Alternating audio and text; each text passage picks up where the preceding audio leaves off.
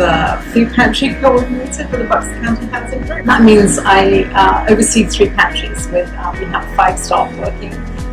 We have a pantry in Penndel, one in Doylestown, and one in Wilton Square.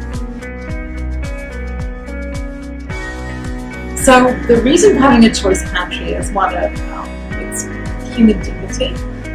Because if I went to the grocery store, I would expect to be able to choose what kind of cereal I would like for my family, and I would expect to choose what brand of beans or the things that I'd like to eat, because people have preferences, and when you're living in poverty, sometimes you don't get many choices, so it's important to give people as much choice as they can. It also reduces waste, because if we pack bags, people are going to take home food that they have no intention of eating, but they might be embarrassed to return it because they've been given it. So it's good from many points of view.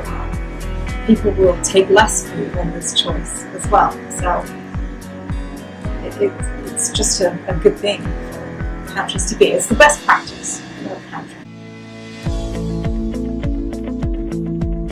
I'm hoping that volunteers will like it more because they'll have more interaction with the clients, and you can make connections in your community. At our other pantries, our volunteers always want to work in the areas where they're having direct interaction with clients, rather than being in the back selling food. It's seen as a more fun job.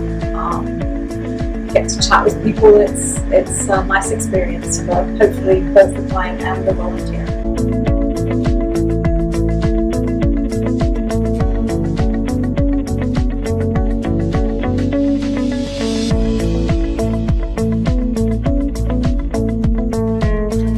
I do have concerns because change is always difficult, but I think we've got a great group of volunteers here, a great staff, so I'm sure that we're just going to adapt and make it work. But there's obviously going to be teething troubles because we've never done it here before, and we have a high volume of clients here.